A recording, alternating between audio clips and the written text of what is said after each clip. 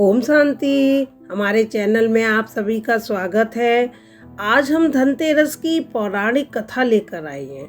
आइए सुनते हैं धनतेरस की पौराणिक कथा। एक बार भगवान विष्णु ने पृथ्वी लोक पर भ्रमण करने का विचार किया।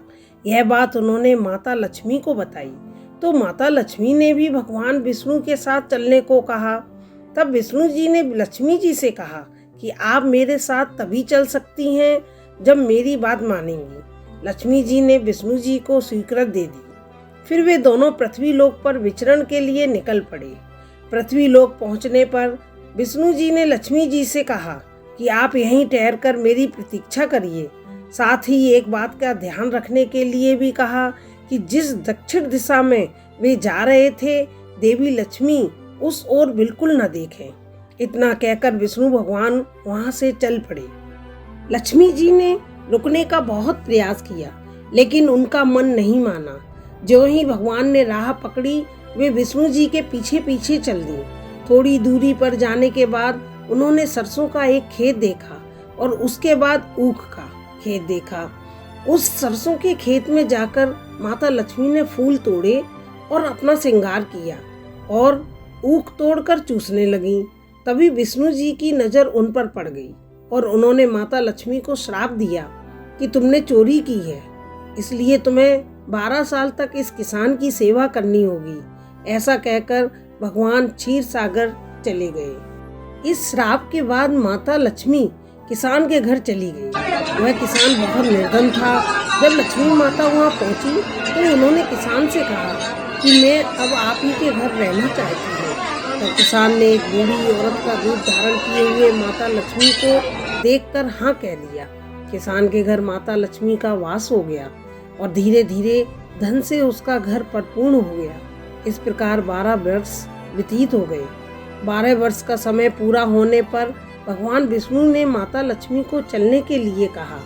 तब किसान ने माता लक्ष्मी को विष्णु जी के साथ भेजने से इनकार कर दिया। तब भगवान बोले, तुम परिवार सहित गंगा जाकर स्नान करो और इन कोड़ियों को भी जल में छोड़ देना। जब तक तुम नहीं लौट आओगे तब तक मैं नहीं जाऊंगा। किसान ने ऐसा ही किया। जैसे ही किसान ने गंगा में कौड़ियाँ डाली, वैसे ही गंगा में से 4 चतुर्भुज निकले और कौड़ियाँ लेकर चलने को उद्यत हुए। तब किसान ने ऐसा आश्चर्य देखा और गंगा जी से पूछा कि ये 4 भुजाएं किसकी थीं? गंगा जी ने बताया कि हे किसान, ये चारों हाथ मेरे ही थे। तूने जो कौड़ियाँ मुझे भेंट की हैं वह किसकी दी हुई हैं? किसान बोला, मेरे घर में 2 सज्जन आए हैं, उन्होंने ही दी हैं। गंगा जी बोली, तुम्हारे घर जो स्त्री हैं वह लक्ष्मी जी हैं और पुरुष विष्णु भगवान हैं। तुम लक्ष्मी को न जाने देना, नहीं तो पुनः उसी भांति निर्धन हो जाओगे। यह सुनकर जब वह घर लौटा तो भगवान से बोला कि मैं लक्ष्मी को नहीं जाने दूंगा।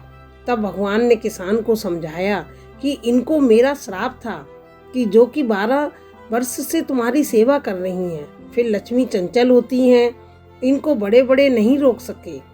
किसान ने हठ पूर्वक पुनः कहा, नहीं, मैं लक्ष्मी जी को अब नहीं जाने दूंगा। इस पर लक्ष्मी जी ने स्वयं कहा कि हे किसान, यदि तुम मुझे रोकना चाहते हो तो सुनो, कल तेरस है। तुम तेरस के दिन घर को अच्छी तरह से साफ करो। घर को साफ करने के बाद रात में घी का दीपक जलाकर रखना, तब मैं तुम्हारे घर आऊंगी।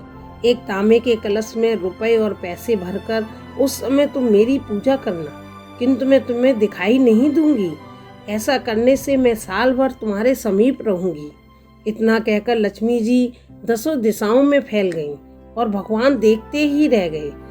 दूसरे दिन किसान ने ऐसा ही किया और उसका घर धनदान से पूर्ण हो गया।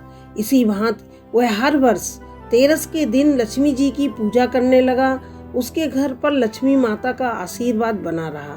तभी से मान्यता है कि तेरस के दिन धन की देवी की पूजा करने से माँ लक्ष्मी की कृपा प्राप्त होती है। तभी से यह धनतेरस का त्योहार मनाया जाने लगा। अगर आपको हमारी स्टोरी पसंद आई हो तो अपने फ्रेंड्स को शेयर कीजिए और कमेंट में बताएं कि आपको कैसी लगी यह स्टोरी। ओम शांति।